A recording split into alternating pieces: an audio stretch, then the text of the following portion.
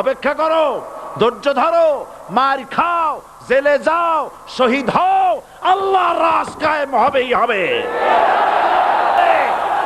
যারা মানুষের উপরে জুলুম করছো, আলেমদেরকে ধরতেছো, মুসল্লিদেরকে ধরে ধরে জেলে ঢুকাচ্ছ, সময় আসবে এমন ইন্দুরের গর্ত অপমানা পালাবার জন্য। স্বৈরাচারীরা তার পতনের সমস্ত ছিদ্র বন্ধ করে, কিন্তু একটা ছিদ্র বন্ধ করতে পারে না, মনের ভুলে সে ছিদ্রটা থেকেই যায়, যেই ছিদ্র দিয়ে আসলে তার পতনটা হবে। 12 কোটিতে গাছের গোড়া আসতে নানা দেবে, মামু বাড়ি দিল্লি গিয়ে পড়বা, বাংলার জমিনে জায়গা হবে না। এ কথা বিশ্বাস করো। বাংলাদেশের মুসলমানদের শরীরে এক বিন্দু রক্ত থাকতে শয়তানের তৈরি করা ধর্ম নিরপেক্ষ মতবাদ বাংলার জমিনে কায়েম হতে দেওয়া হবে না, হবে না। ওরা আমাদের বলে আমরা নাকি ধর্মের নামে রাজনীতি করি, বলে না? আমরা নাকি ধর্মের নামে রাজনীতি করি।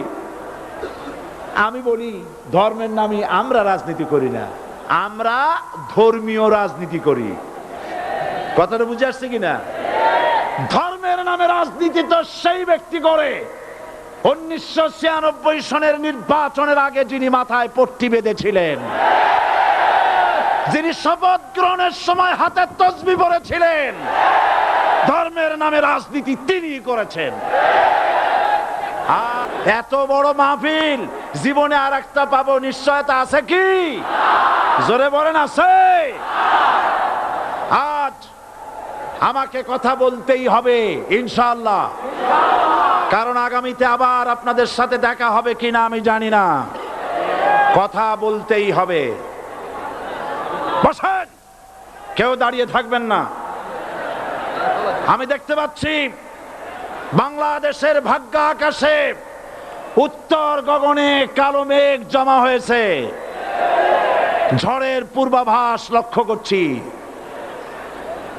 যদি মোকাবেলা করতে না পারেন সক্ষম ভাবে, এমন অন্ধকার গাঢ় কালো অমাবস্যার রাত আসতে পারে যার সুবে সাদে খাওয়া অসম্ভব। সুতরাং আপনারা কি কাপুরুষের মতো কাফের মুশরিকদের গোলামি করে মরতে চান? বিড়ালের মতো 500 বছর বেঁচে থাকার কোনো লাভ নাই। সিংহের মতো 1 ঘন্টা বাঁচতে চাই। ট্রেজারি বেঞ্চ থেকে আমাকে বলা হলো রাজাকার। আমি আমার সমস্ত শক্তি একত্রিত করে বলেছিলাম শুধুমাত্র হিন্দুস্তানের রাজাকারেরাই আমাকে রাজাকার বলতে পারে। আজ পর্যন্ত কেউ এই চ্যালেঞ্জের মোকাবেলা করে নাই। সুতরাং আমাকে যারা রাজাকার বলবে তারা পিতৃ পরিচয়হীন অবৈধ সন্তান। 1971 সনের, শোনো মুসলমানেরা, 1971 সনের কোন কাদা সাইদির গায়ে লাগে নাই। আমাকে রাজাকার বলে জনগণ থেকে বিচ্ছিন্ন করবা, জনগণ থেকে আমারে বিচ্ছিন্ন করা যাবে না। কারণ এই জনগণ আমার জন্য আসে না, এই জনগণ আসে আল্লাহর কোরআনের জন্য। তিনি যেন দয়া করে মাইকের আওয়াজ সর্বত্র তার গোলামদের, বান্দা বান্দীদের শোনার জন্য সুযোগ করে দেন। ধৈর্য ধরতে হবে।